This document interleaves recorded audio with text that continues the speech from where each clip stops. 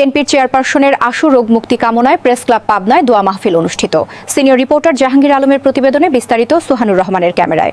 গণপ্রজাতন্ত্রী বাংলাদেশ সরকারের ৩ বারের সাবেক প্রধানমন্ত্রী দেশনেত্রী বেগম খালেদা জিয়ার আশু রোগ মুক্তি ও সুস্বাস্থ্য কামনায় প্রেস ক্লাব পাবনা কর্তৃক এক দোয়া মাহফিলের আয়োজন করা হয়।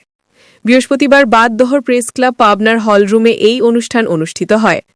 প্রেস ক্লাব পাবনার সভাপতি ইঞ্জিনিয়ার সোহেল রানা বিপ্লবের সভাপতিত্বে ও সাধারণ সম্পাদক রফিকুল আলম রঞ্জুর সঞ্চালনায় দোয়া মাহফিল শুরু হয়।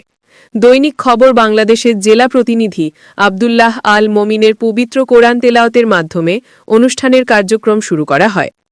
মাহফিলে দেশনেত্রী বেগম খালেদা জিয়ার সুস্থতা কামনা করে বক্তব্য রাখেন এবং উপস্থিত ছিলেন মুক্তিযোদ্ধাসহ বিভিন্ন স্তরের বিশিষ্ট ব্যক্তিবর্গ। উপস্থিতির মধ্যে উল্লেখযোগ্য ছিলেন বাংলাদেশ মুক্তিযোদ্ধা সংসদের পাবনা জেলা ইউনিট কমান্ডের যুগ্ম আহ্বায়ক শহীদুল আলম বকুল, বাংলাদেশ জাতীয়তাবাদী মুক্তিযোদ্ধা দলের আহ্বায়ক আব্দুল মান্নান সর্দার, সদর উপজেলার আহ্বায়ক আতিয়ার রহমান হামিম এবং বীর মুক্তিযোদ্ধা হাসিমুর রহমান সহ অন্যান্য বীর মুক্তিযোদ্ধাগণ।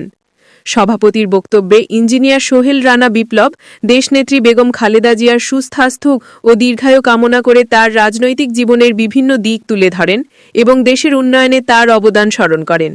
অনুষ্ঠানে উপস্থিত সকলেই সাবেক এই প্রধানমন্ত্রীর আশু রোগ মুক্তি কামনা করে গভীর শ্রদ্ধা ও সহানুভূতি প্রকাশ করেন। পরিশেষে মুক্তিযোদ্ধা মার্কেটের মাওলানা আবু বক্কর সিদ্দিকী দোয়া পরিচালনা করেন।